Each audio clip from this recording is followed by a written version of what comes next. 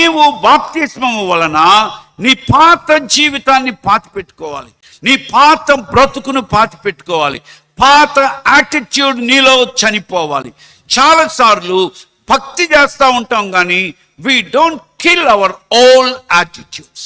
ప్రార్థన చేస్తాం, పాత భావాలు మనలో నుండి పోవు, పాత స్వభావం పోదు. మొట్టమొదటి ప్రధాని నెహ్రూజీ అనే ఒక ఆయన మన దేశాన్ని పాలించినాడు ప్రధానమంత్రిగా. నిద్రపోయేవాడు కదా ఆయన. రోజుకి 14 గంటలు 15 గంటలు ప్రయాణాల్లో ఉండేవాడు.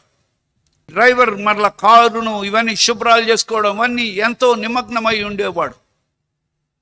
అలాగా ఆయన రెస్ట్లెస్గా పనిచేస్తా ఆయన కాళ్ళకి ఉన్న సాక్స్ బాగా కంపు కొట్టాయంట.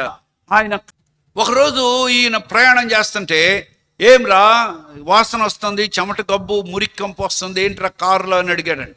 ఇంటికి వెళ్ళి సాక్స్ రుతుక్కోవడానికి నాకు టైం లేదు కాబట్టి నేను ఇలాగా వాటి చెమట కంపు వస్తుంది. ఆయన వెంటనే డబ్బులు ఇచ్చిపోయి కొత్త సాక్స్ కొనుక్కొచ్చుకోరా అన్నాడంట. డ్రైవర్ ఏం చేశాడంటే ఆ సాక్స్ కొనుక్కున్నాడు, కొత్త సాక్స్ వేసుకున్నాడు, కాళ్ళు కడుక్కొని కొత్త సాక్స్ వేసుకున్నాడు.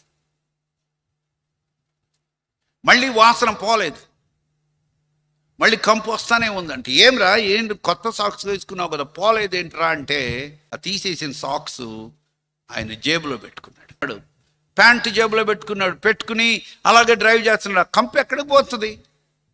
నీ పాత స్వభావం పోనంతకాలం నీలో ఉన్న ఆ దుస్థితి, ఆ దౌర్భాగ్యమైనటువంటి అపవిత్రమైనటువంటి భావన ఎక్కడికి పోతుంది?